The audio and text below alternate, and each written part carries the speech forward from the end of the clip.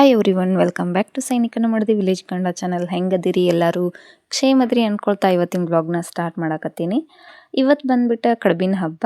ನಾವೇನು ಮನೆಯೊಳಗೆ ಕರಿಯೋದು ಹುರಿಯೋದು ಅಂತೆಲ್ಲ ಮಾಡೋದಿಲ್ಲ. ಈ ಬಾಳ್ಗಿ ಇಟ್ಟೆ ಚಟ್ಪಟ್ ಅನ್ಸೋದು ಇದೆಲ್ಲ ಇರೋದಿಲ್ಲ. ಯಾಕಪ್ಪ ಅಂತಂದ್ರೆ ಹಾಲಿರದ ನೆಕ್ಸ್ಟ್ ಡೇ ನಾಗಪ್ಪನ ವಾರ ಅಂತ ಬಿಟ್ಟಿರ್ತಾರೆ. ಹಾಗೇನಾದರೂ ನಾವು ಕರಿಯೋದದು ಏನಾದರೂ ಮಾಡಿದ್ರೆ ಅದು ಹುತ್ತಪ್ಪನ ಹೆಡಿ ಮುರ್ದಂಗೆ ಅಂಥೇಳಿ ಅಂತಿರ್ತಾರೆ ಈ ಹಳ್ಳಿ ಒಳಗೆ. ಅದ್ರ ಬಗ್ಗೆ ನನಗೆ ಅಷ್ಟೊಂದು ಐಡಿಯಾ ಇಲ್ಲ. ಸೊ ನಿಮಗೆ ಏನಾದರೂ ಗೊತ್ತಿದ್ರೆ ಕಮೆಂಟ್ ಒಳಗೆ ಹೇಳ್ರಿ, ಅದೇನು ಯಾಕೆ ಮಾಡಬಾರ್ದು ಅಂಥೇಳಿ. ಹಾಗಾಗಿ ಇವತ್ತು ಬ್ಯಾಳೆ ಹುರ್ನದ ಕುಚ್ಚಿದ ಕಡುಬನ್ನು ಮಾಡಾಕತ್ತೀವಿ. ನಮ್ಮ ಮಲ್ನಾಡ್ ಕಡೆ ಎಲ್ಲ ಅಕ್ಕಿ ಹಿಟ್ಟನ್ನು ಉಕ್ಕರಿಸಿ ಹೂರ್ಣ ತುಂಬಿ ಅದನ್ನು ಸ್ಟೀಮ್ ಮಾಡ್ತಾರೆ. ಇನ್ನು ಕೆಲವೊಬ್ಬರು ಕೊಬ್ಬರಿ ಬೆಲ್ಲ ಸ್ವೀಟ್ ಮಾಡಿ ಅಕ್ಕಿ ಹಿಟ್ಟಿನ ಒಳಗೆ ಅದನ್ನು ತುಂಬಿ ಸ್ಟೀಮ್ ಮಾಡಿ ಕಡುಬು ಅಂತ ಮಾಡ್ತಾರೆ. ಆದ್ರೆ ಈ ಕಡೆ ಬಂದರೆ ನಮ್ಮ ಬೆಳವಲ್ ಕಡೆ ಏನು ಮಾಡ್ತಾರೆ, ಸ್ವಲ್ಪ ಚೇಂಜಸ್ ಇರ್ತೈತಿ. ಹೂರ್ಣದ ಕಡುಬನ್ನು ಮಾಡಿ ಅದನ್ನು ಕುದಿಸ್ತೀವಿ. ಹಂಗೆ ಒಂದೊಂದು ಕಡೆ ಒಂದೊಂದು ಥರ ಪದ್ಧತಿ. ನಾನೇನಾದರೂ ಅಡುಗೆ ಮಾಡ್ಬೇಕಂತ ಅಡುಗೆ ಮನೆಗೆ ಬಂದ್ರೆ ಮೊದಲು ಮಾಡೋ ಕೆಲಸನ ಅಡುಗೆ ಮನೆ ಕ್ಲೀನ್ ಮಾಡ್ಕೋದು. ಯಾಕಪ್ಪ ಅಂತಂದ್ರೆ ಸ್ವಲ್ಪ ನನಗೆ ಕ್ಲೀನ್ ಇಲ್ಲ, ಸ್ವಲ್ಪ ಗಲೀಜು ಅಂತಿದ್ರೆ ಅಡುಗೆ ಮಾಡೋಕೆ ಮೂಡ ಬರೋದಿಲ್ಲ. ಅದೇ ಅಡುಗೆ ಮನೆ ಕ್ಲೀನ್ ಇದ್ದರೆ ಮನಸ್ಸಿಗೇನೋ ಒಂಥರ ನೆಮ್ಮದಿ ಸಮಾಧಾನ ಇರ್ತೈತಿ. ಅಡುಗೆ ಮಾಡೋಕ್ಕೂ ಮನಸ್ಸು ಬರ್ತೈತಿ. ಸೊ ಜಾಸ್ತಿ ರುಚಿ ಆಗೋ ಥರ ನಾವು ಅದಕ್ಕೆ ಕಾನ್ಸಂಟ್ರೇಷನ್ ಕೊಟ್ಟು ಅಡುಗೆ ಮಾಡ್ತೀವಿ.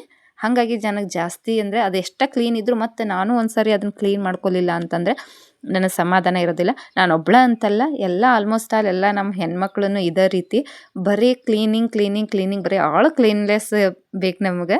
ಅಡುಗೆ ಮನೆಗೆ ಒಬ್ಬರ ಮಾಲೀಕರು ಅಂತಿದ್ರೆ ಅಡುಗೆ ಮನೆ ಕ್ಲೀನ್ ಇರ್ತೈತೆ. ಅದ ಮನೆಯೊಳಗೆ 4-5 ಜನ ಹೆಣ್ಮಕ್ಳಿದ್ರೆ ಒಬ್ಬೊಬ್ಬರು ಒಂದೊಂದು ಥರ ಕೈ ಇರ್ತೈತಿ. ಒಬ್ಬರಿಗೆ ಕ್ಲೀನ್ ಬೇಕಾಗಿರ್ತೈತಿ, ಇನ್ನೊಬ್ಬರಿಗೆ ಇರಲಿ ಬಿಡು ಅದು ಅಲ್ಲೇ ಇರಲಿ, ಅದಕ್ಕೇನು ಆಕೈತಿ, ಅದನ್ನ ಅಲ್ಲಿಡೋದೇನ ಅಂತಿರ್ತಾರೆ. ಸೊ ಹಾಗಾಗಿ ಭಾಳ ಸಲ ನನಗೆ ಮತ್ತು ನಮ್ಮ ಮನೆ ಒಳಗಿರೋ ಹೆಣ್ಮಕ್ಳಿಗೆ ಕ್ಲಾಶ್ ಹಂಗೆ ಮನಸ್ತಾಪಗಳಾಗ್ತಿದ್ದದು ಮೇನ್ ಇದೇ ರೀಸನ್ಗೆ. ನಾನು ಭಾಳ ಕ್ಲೀನ್ಲೆಸ್, ಭಾಳ ಅಂದ್ರೆ ಭಾಳ ಕ್ಲೀನ್ ಬೇಕು ನನಗೆ. ಸೊ ಅವ್ರಿಗಿಲ್ಲ, ಅವರಷ್ಟು ಒಂದು ತಕ್ಕ ಮಟ್ಟಿಗಷ್ಟು ಕ್ಲೀನ್ ಅವರು. ಬಹಳಷ್ಟು ಜನ ಹೆಣ್ಮಕ್ಳಿಗೆ ಬಹಳಷ್ಟು ಸ್ಕಿಲ್ ಗೊತ್ತಿರ್ತಾವೆ, ಬಟ್ ನಾವು ಧೈರ್ಯ ಮಾಡೋಂಗಿಲ್ಲ. ಕೆಲವರು ಕುಕ್ಕಿಂಗ್ ಒಳಗೆ ಭಾಳ ಅದ್ಭುತವಾಗಿ ಮಾಡ್ತಿರ್ತಾರೆ, ಸ್ಟಿಚ್ಚಿಂಗ್, ಕ್ರಾಫ್ಟಿಂಗ್, ಹಂಗೆ ಉಲನ್ ವರ್ಕ್, ಮೆಹಂದಿ ಆರ್ಟಿಸ್ಟ್ ಎಲ್ಲ ಆಗಿರ್ತಾರೆ. ಆದ್ರೆ ನಮಗೊಂದು ಬೆಸ್ಟ್ ಪ್ಲ್ಯಾಟ್ಫಾರ್ಮ್ ಅಂತ ಸಿಕ್ಕಿರಲ್ಲ. ಅಕಸ್ಮಾತ್ ಅದು ಸಿಕ್ಕಿದ್ರು ಕೂಡ ಹಿಂಜರಿಕೆ ಭಾಳ ಇರ್ತೈತಿ. ನಾ ಈ ಥರ ಮಾಡಿದರೆ ಯಾರು ಏನು ಅನ್ಕೊಳ್ತಾರೋ, ಯಾರು ನನ್ನ ಬಗ್ಗೆ ಕೆಟ್ಟದಾಗಿ ಮಾತಾಡ್ತಾರೆ, ಹಂಗೆ ನನ್ನ ಬಗ್ಗೆ ಮನೆಯೊಳಗೆ ಚಾಡಿ ಹೇಳಕ್ಕೆ ಸ್ಟಾರ್ಟ್ ಮಾಡಿದ್ರೆ ಅನ್ನೋ ಒಂದು ರೀಸನ್ಕಾಗಿ ನಾವು ನಮ್ಮ ಆಸೆ ಕನಸು ಎಲ್ಲನ ಸೈಡ್ಗೆ ಇಟ್ಬಿಟ್ಟು ಇರ್ತೀವಿ. ಅದ್ರೊಳಗೆ ಅತ್ತಿ ಮನೆ ಸೊಸ್ತಾರೇನು ಇರ್ತಾರಲ್ಲ, ಅವ್ರು ನಿಂತರೂ ತಪ್ಪು ಕುಂತರೂ ತಪ್ಪು ಅನ್ನೋ ಥರ ಅವ್ರ ಪರಿಸ್ಥಿತಿ ಇರ್ತೈತಿ. ಎಲ್ಲರ ಮನೆಯೊಳಗೂ ಅಂತಲ್ಲ, ಯಾವ ಮನೆಯೊಳಗೆ ಅತ್ತಿ ತಾಯಿ ಆಗಿರ್ತಾಳೆ, ಯಾವ ಮನೆ ಒಳಗೆ ಸೊಸಿ ಮಗಳಾಗಿರ್ತಾಳೆ, ಅಂಥ ಮನೆ ಎಲ್ಲನೂ ಸಾಧ್ಯ, ಎಲ್ಲನೂ ಮಾಡ್ಬೋದು. ಅಂಥ ಮನೆ ಒಳಗಿದ್ರೆ ನಾವು ಅಂಥ ಮನೆ ಒಳಗಿನ ಸಿಚುವೇಶನ್ ಹೆಂಗಿರ್ತೈತೆ ಅಂದ್ರೆ ಸ್ವರ್ಗಕ್ಕೆ ಕೈ ಕೊಟ್ಟಂಗೆ ಇರ್ತೈತಿ. ಅದೇ ಯಾವ ಮನೆ ಒಳಗೆ ಅತ್ತಿ ತಾಯಿ ಥರ ಅಲ್ದೆ ನಾ ಪಟ್ಟಂಥ ಕಷ್ಟ ನನ್ನ ಸೊಸಿನೂ ಪಡಬೇಕು, ನನ್ನನ್ನು ಇವ್ರು ಬಂದಾಗ ಹೆಂಗೆ ನಡೆಸ್ಕೊಂಡಿದ್ರಲ್ಲ ಈ ಮನೆಯವ್ರು, ಅದೇ ಥರ ನಾನು ನನ್ನ ಸೊಸಿನ ನಡೆಸ್ಕೋಬೇಕು ಅಂಥೇಳಿ ಏನು ಮನಸ್ಥಿತಿ ಇರ್ತೈತಲ್ಲ, ಹೊಳ್ಳಿ ಆ ಮನೆಗೆ ಬಂದಂಥ ಸೊಸಿ ಕೂಡ ಗಂಡ ಮಾತ್ರ ನನ್ನ ಜವಾಬ್ದಾರಿ, ಬೇರೆ ಯಾರು ನನ್ನ ಜವಾಬ್ದಾರಿ ಅಲ್ಲ, ಬೇರೆ ಯಾರ ಕಷ್ಟಕ್ಕೂ ನಾ ಪಾಲ್ದಾರ ಆಗೋದಿಲ್ಲ ಅನ್ನೋ ಥರ ಈ ಥರ ಅತ್ತಿ ಸೊಸಿ ಮನಸ್ಥಿತಿ ಇದ್ರೆ ಅಂಥ ಮನೆ ಒಳಗೆ ಏನು ಮಾಡೋಕ್ಕೆ ಸಾಧ್ಯನೂ ಇಲ್ಲ. ಸೊ ಅದು ಗಂಡು ಮಕ್ಳಿಗೂ ನರಕ, ಹೊಳ್ಳಿ ಇರುವಂಥ ಹೆಣ್ಮಕ್ಳಿಗೂ ನರಕ. ಅಂಥ ಮನೆಯಿಂದ ಯಾವ ಉದ್ಧಾರನೂ ಆಗೋದಿಲ್ಲ, ಏಳ್ಗೆನೂ ಆಗೋದಿಲ್ಲ ಅಂತ ಹೇಳ್ಬೋದು. ಇದು ನನ್ನ ಪರ್ಸ್ನಲ್ ಆಗಿ ನನ್ನ ಅನಿಸಿಕೆ ಇದೆ. ಪ್ರತಿಯೊಂದು ಹೆಣ್ಮಗಳು ಕೂಡ ಆಕಿ ಹುಡ್ತಾ ಒಬ್ಬರಿಗೆ ಮುದ್ದಿನ ಮಗಳಾಗಿರ್ತಾಳೆ, ಬೆಳೆದ ಮೇಲೆ ಒಬ್ಬರಿಗೆ ಹೆಂಡತಿ ಆಗ್ತಾಳೆ, ಮುಂದೆ ತನ್ನ ಮಕ್ಕಳಿಗೆ ತಾಯಿ ಆಗ್ತಾಳೆ, ನಂತರ ತನ್ನ ಸೊಸೆಯಂದ್ರಿಗೆ ಅತ್ತೆ ಆಗ್ತಾಳೆ, ಕೊನೆಗೆ ತನ್ನ ಮೊಮ್ಮಕ್ಕಳಿಗೆ ಅಜ್ಜಿ ಆಗ್ತಾಳೆ. ಪ್ರತಿಯೊಂದು ಹೆಣ್ಮಕ್ಳ ಜೀವನದೊಳಗೂ ಈ ಸೈಕಲ್ ಇದೇ ಥರನ ತಿರುಗ್ತಿರ್ತೈತಿ.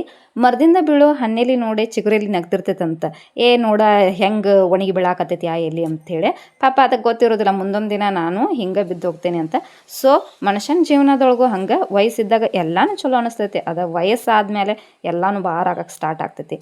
ನಮಗೆ ಏಜ್ ಇದ್ದಾಗ, ನಮ್ಗೆ ವಯಸ್ಸಿದ್ದಾಗ, ನಮ್ಗೆ ಅಂದ ಇದ್ದಾಗ, ಯೌವನ ಇದ್ದಾಗ ನಾವು ಏನೇನು ಮಾಡ್ತೇವಲ್ಲ ಅದ್ರ ದುಪ್ಪಟ್ಟು ನಾವು ಏಜ್ ಆದಮೇಲೆ ತೀರಿಸ್ತೀವಿ. ಬಟ್ ಇದು ಕಲಿಯುಗ, ಏನೋ ಅಂತಾರಲ್ಲ ಕರ್ಮ ರಿಟರ್ನ್ಸ್. ಏನೇ ಮಾಡಿದ್ದು ಮೊದಲೆಲ್ಲ ಅಂತಿದ್ರೆ, ಈಗ ಈ ಜನ್ಮದೊಳಗೆ ಏನೇ ಮಾಡಿದ್ರೆ ಮುಂದಿನ ಜನ್ಮದೊಳಗೆ ತೀರಿಸ್ತೇವಂತ. ಬಟ್ ಹಾಗಿಲ್ಲ, ಈಗ ನಾವು ಏನೇ ಮಾಡಿದ್ರು ಮತ್ತು ನೆಕ್ಸ್ಟ್ ಇಯರ್ಗೆ ತೀರಿಸಿ ಹೋಗೋವಂಥ ಕಾಲ ಇದೆ. ಇಲ್ಲಿ ಯಾರೂ ಪರ್ಫೆಕ್ಟ್ ಪರ್ಸನ್ ಅನ್ನೋರೇ ಇಲ್ಲ, ಯಾರು ಅಪೂರ್ಣ ತಿಳ್ಕೊಂಡವರು ಇಲ್ಲ. ನಾವು ಯಾವುದೋ ಒಬ್ಬ ವ್ಯಕ್ತಿನ ಗೆದ್ದೇವಪ್ಪ ಅಂದ್ರೆ ಅವ್ರ ಜೀವನನ ಭಾಳ ಅರ್ಥ ಮಾಡ್ಕೊಂಡಿರ್ತಾರೆ, ಇಲ್ಲ ಅವರಿಗೆ ಜೀವನದ ಬಗ್ಗೆ ಏನೂ ಗೊತ್ತೇ ಇರೋದಿಲ್ಲ. ಅವರ ಸ್ವಭಾವ ಚಿಕ್ಕ ಮಕ್ಳು ಹಂಗೆ ಇರ್ತದೆ. ಅಂಥವ್ರು ಮಾತ್ರ ನಾವು ಗೆಲ್ಲಕ್ಕೆ ಸಾಧ್ಯ. ನಮ್ಮಂಥವ್ರಿಗೆ ಅರ್ಧಂಬರ್ಧ ಏನು ತಿಳ್ಕೊಂಡಿರ್ತೀವಲ್ಲ ಜೀವನದ ಬಗ್ಗೆ, ಅಂಥವ್ರನ್ನ ಗೆಲ್ಲಕ್ಕೂ ಆಗೋಂಗಿಲ್ಲ, ಸೋಲ್ಸಕ್ಕೂ ಆಗೋಂಗಿಲ್ಲ. ಅದೇನೋ ಅಂತಾರಲ್ಲ, ಹೆಣ್ಮಕ್ಳು ಬುದ್ಧಿ ಮೊಣ್ಕಾಲು ಕೆಳಗೆ ಅಂತ, ಮೊಣ್ಕಾಲು ಮ್ಯಾಲೆ ಅಂಥೇಳಿ. ಸೊ ಹಾಗಾಗಿ ಅರ್ಧಂಬರ್ಧ ತಿಳ್ಕೊಂಡವ್ರ ಹುಂಬಟ್ಟು ಯಾವಾಗಲೂ ಆರ್ಗ್ಯೂ ಮಾಡೋಕ್ಕೂ ಹೋಗ್ಬಾರ್ದು, ಅವ್ರ ಹುಂಬಟ್ಟು ನಾವು ಇದನ್ನು ಮಾಡೋಕ್ಕೂ ಹೋಗ್ಬಾರ್ದು. ಯಾವ ಹೆಣ್ಮಗಳು ಗಂಡನ ಮನೆಗೆ ಬರುವಾಗ ಯಾರ ಮೇಲೂ ವೈರತ್ವ, ದ್ವೇಷ, ಅಸೂಯೆ, ಜಿಗುಪ್ಸೆ ಅಂತೇನು ಇಟ್ಕೊಂಡು ಬಂದಿರೋದಿಲ್ಲ. ಆಕಿ ಒಬ್ಬರನ್ನ ಮಾತ್ರ ಬಲವಾಗಿ ನಂಬ್ಕೊಂಡು ಬಂದಿರ್ತಾಳೆ. ಯಾರಪ್ಪ ಅಂತಂದ್ರೆ ಆಕಿ ಕೈ ಹಿಡಿದ ಗಂಡ. ಅವ ಒಬ್ಬ ಆಕಿ ಪರವಾಗಿದ್ರೆ ಸಾಕು, ಆಕಿ ಇಡೀ ಜಗತ್ತನ್ನು ಬೇಕಾದರೂ ಗೆಲ್ಲುವಂಥ ಸಾಮರ್ಥ್ಯ ಆಕೆ ಅಂತಕ್ಕಿರ್ತೈತಿ. ಅದೇ ಗಂಡ ಫಸ್ಟ್ ನನ್ನ ಫ್ಯಾಮಿಲಿ, ಸೆಕೆಂಡ್ ನೀನು ಅನ್ನೋ ಥರ ಏನಾರು ಇದ್ರೆ ಆಕೆ ಜೀವಂತ ಶವ ಆಗಿರ್ತಾಳೆ ಹೊರತಾಗಿ ಆ ಗಂಡನ ಮನೆ ಒಳಗೆ ಒಬ್ಬ ಹೆಂಡತಿಯಾಗಿರೋದಿಲ್ಲ. ಹೆಂಡತಿ ಆದಂತಕ್ಕೆ ಜಾಸ್ತಿ ಏನು ಕೇಳ್ತಿರೋದಿಲ್ಲ, ನನಗೂ ಸ್ವಲ್ಪ ಟೈಮ್ ಕೊಡು, 4 ಜನರ ಮುಂದೆ ಬೆಲೆ ಕೊಡು ಅಂಥೇಳಿ.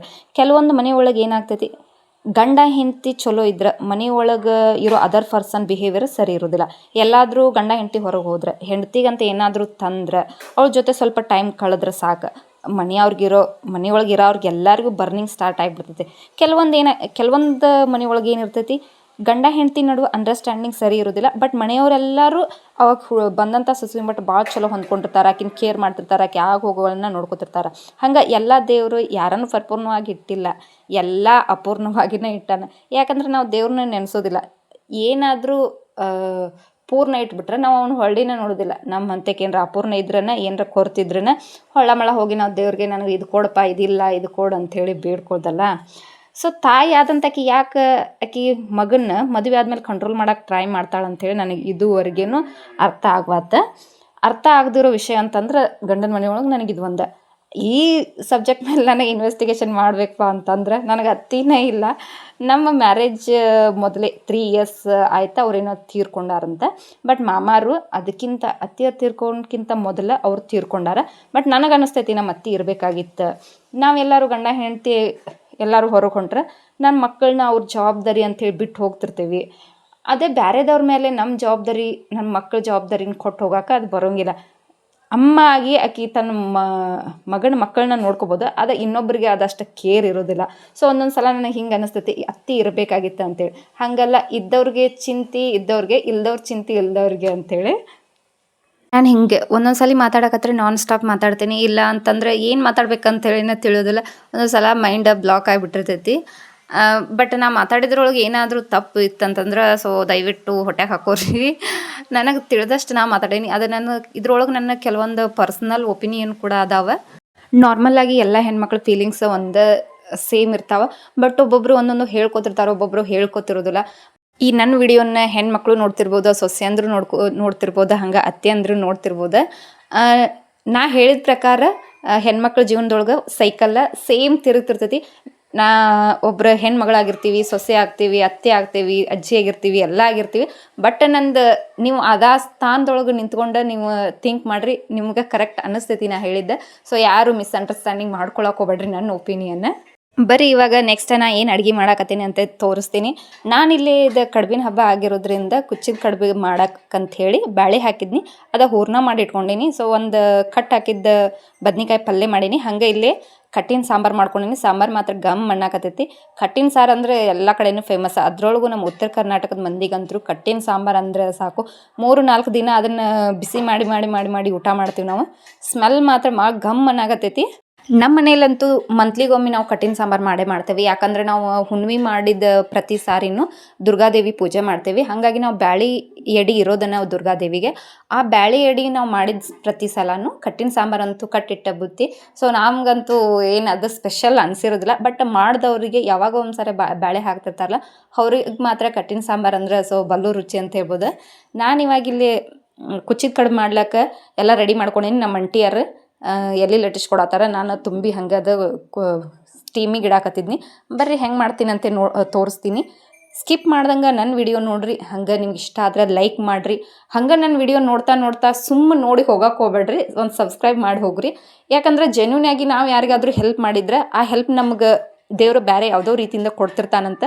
ನಾನು ಒಂದು 2 month ಆಯ್ತು ಈಗ ಇನ್ಸ್ಟಾಗ್ರಾಮ್ ಓಪನ್ ಮಾಡಿ. ಅದ್ರೊಳಗೆ ನನಗೆ ಯಾರು ಫಾಲೋ ಮಾಡ್ತಾರೆ ನಾ ಅವ್ರಿಗೆ ಫಾಲೋ ಬ್ಯಾಕ್ ಮಾಡಿರ್ತೀನಿ. ಹಾಗೆ ನನ್ನ ಯೂಟ್ಯೂಬ್ ಒಳಗೆ ನನಗೆ ಯಾರು ಸಬ್ಸ್ಕ್ರೈಬ್ ಮಾಡ್ಕೊಂಡಿರ್ತಾರೆ ಅವ್ರದ್ದು ಯಾರ್ದಾರು ಚಾನಲ್ ಐತನ ಹೊಳ್ಳಿ ನಾನು ರಿಪೀಟ್ ಅವ್ರು ಸಬ್ಸ್ಕ್ರೈಬ್ ಮಾಡಿದ್ದೀನಿ. ಸೊ ನಂದೇನು ಒಂದು ನಾವು ಅವ್ರ ಕಡೆ ಹೆಲ್ಪ್ ತೊಗೊಂಡಿವಿ ಅಂದಮೇಲೆ ನಾವು ಅವ್ರಿಗೆ ಹೆಲ್ಪ್ ಮಾಡಬೇಕಲ್ಲ ಅನ್ನೋದು ಒಂದು ನನ್ನ ಮೈಂಡ್ ಒಳಗೆ ಇರ್ತೈತಿ.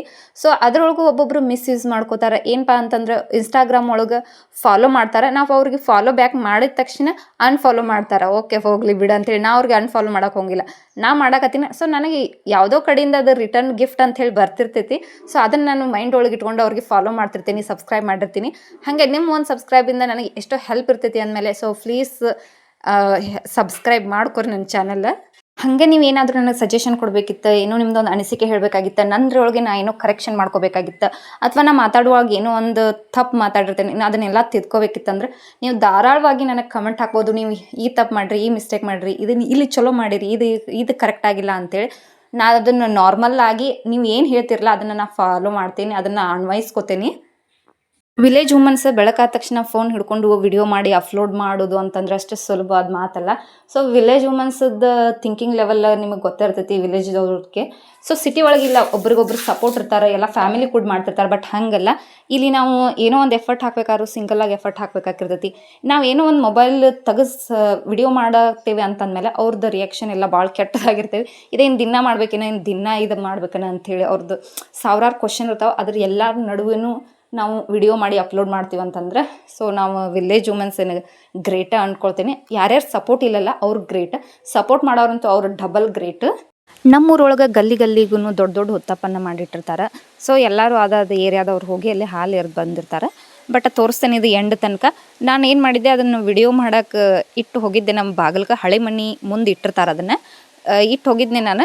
ಅದೇನು ಸ್ಟೋರೇಜ್ ಫುಲ್ಲಾಗಿ ವಿಡಿಯೋ ಆಫ್ ಆಗಿಬಿಟ್ಟೈತಿ. ಸೊ ಬರೀ ಒಂದು ಫೋಟೋ ಹಾಕಿರ್ತೀನಿ ಯಾವ ಥರ ಮಾಡಿರ್ತಾರೆ ಅಂಥೇಳಿ.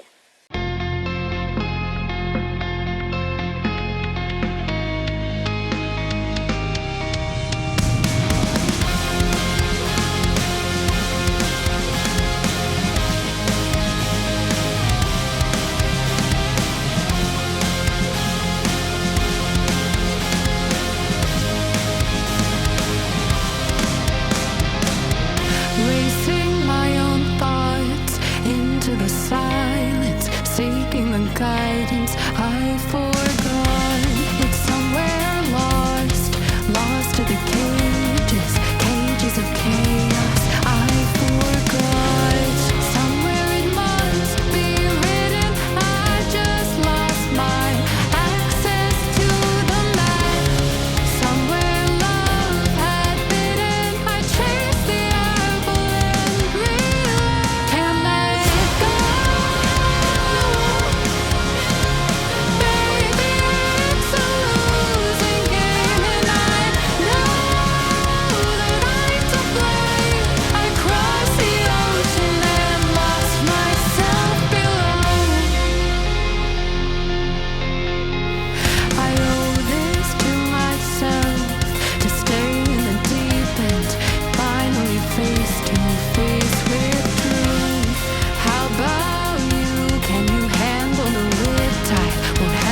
Shoreline, what's the use? Somewhere it must be written. I just lost my access to the map. Somewhere love had bitten. I chased the apple and can't let it go. Baby, it's a losing game, and I know I crossed the ocean and lost myself. Can't let it go. Baby, it's a losing game, and I know that I'm to blame.